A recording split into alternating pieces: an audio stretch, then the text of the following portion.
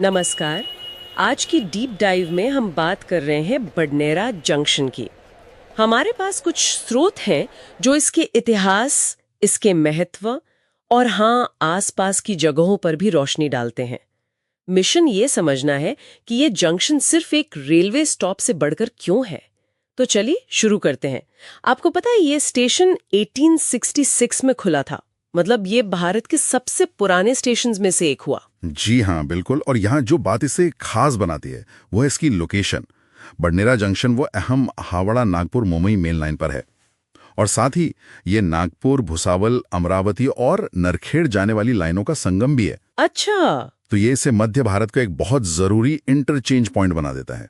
और आजकल तो ये अमृत भारत स्टेशन योजना के तहत आधुनिक भी बन रहा है। हाँ, मैंने भी पढ़ा इसके बारे में। ये स्टेशनों को वर्ल्ड क्लास बनाने की पहल है ना। जी बिल्कुल, विश्व स्तरीय सुविधाओं के साथ ही। तो 1866 में स्थापना हुई, फिर 1989-91 के आसपास इसका विद्युतीकरण हुआ।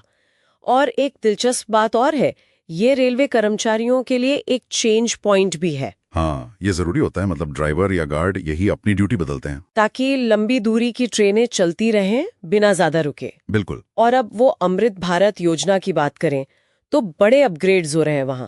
जैसे प्लेटफॉर्म 3 को 16 से 24 कोच का कर रहे हैं। हाँ, ताकि लंबी ट्रेनें आसानी से आ सकें।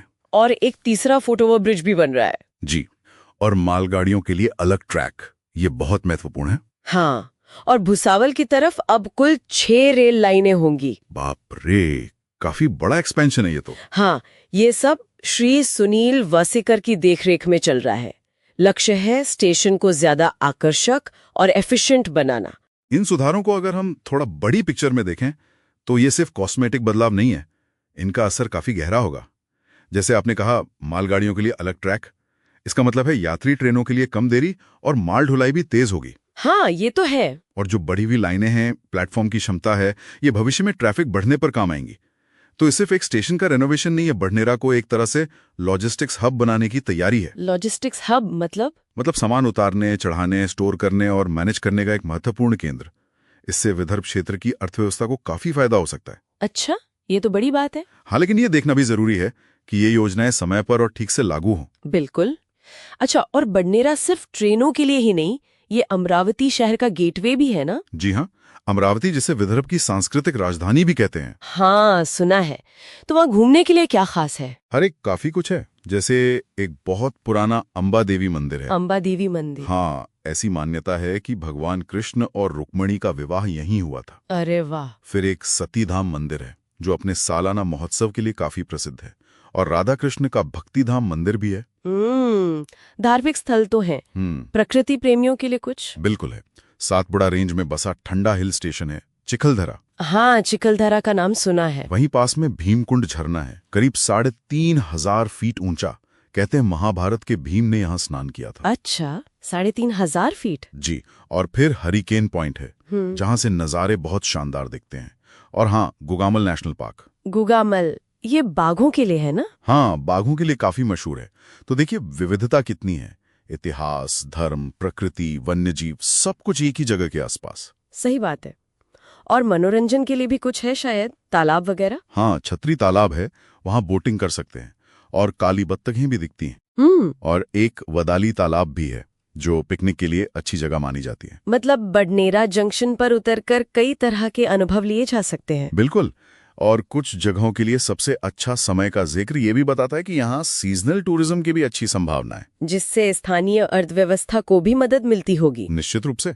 बडनेरा इन सब जगहों तक पहुंचने का एक आसान जरिया बन जाता है। अब जरा कनेक्टिविटी की बात कर लें।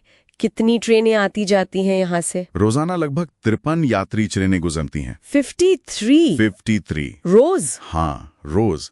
और ये सिर्फ आसपास के शहरों को नहीं जोड़ता, पूरी अहमदाबाद, पुणे, दिल्ली, चेन्नई जैसे दूर दराज के बड़े शहरों तक कनेक्टिविटी है। अच्छा, मतलब देश के अलग अलग कोनों तक? जी।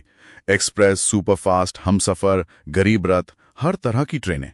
यहाँ तक कि त्योहारों पर स्पेशल ट्रेनें भी चलती हैं। ये जो इतना बड़ा नेटवर्क है, ये दिखाता है कि बडनेरा सिर्फ एक लोकल जंक्शन नहीं बल्कि नेशनल रेल नेटवर्क का एक अहम हिस्सा है। सही है। और स्पेशल ट्रेनों का चलना ये भी दिखाता है कि जरूरत पड़ने पर जैसे त्योहारों में या कोई इमरजेंसी हो तो इसकी क्षमता बढ़ाई जा सकती है। हाँ, ये बात तो है। तो ये न सिर्फ लोगों की यात्रा आसान बनाता है बल्कि सामान और व्यापार को भी बढ़ावा देता है।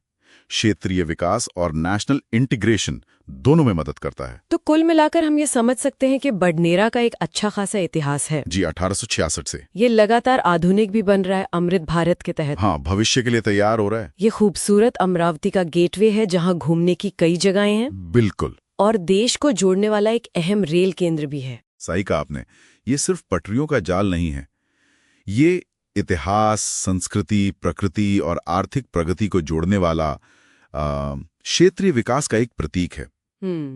ये दिखाता है कि कैसे रेलवे भारत के विकास की कहानी का एक जरूरी हिस्सा है। और यहीं से एक सोचने वाली बात निकलती है मेरे ख्याल से। क्या? कि देखिए, बडनेरा जैसे जंक्शन अलग अलग क्षेत्रों को जोड़ते हैं, लोगों और सामान दोनों की आवाजाही आसान बनाते हैं। हाँ। तो भविष्य में क्या हम इन्हें सिर्फ गुजरने के रास्ते के तौर पर ही देखेंगे या फिर हम इन्हें क्षेत्रीय पहचान और आर्थिक अवसरों को सक्रिय रूप से गढ़ने वाले इंजन के रूप में देख सकते हैं? ये एक दिलचस्प सवाल है। सिर्फ ट्रांजिट पॉइंट नहीं, बल्कि ग्रोथ इंजन। सोचने वाली बात है।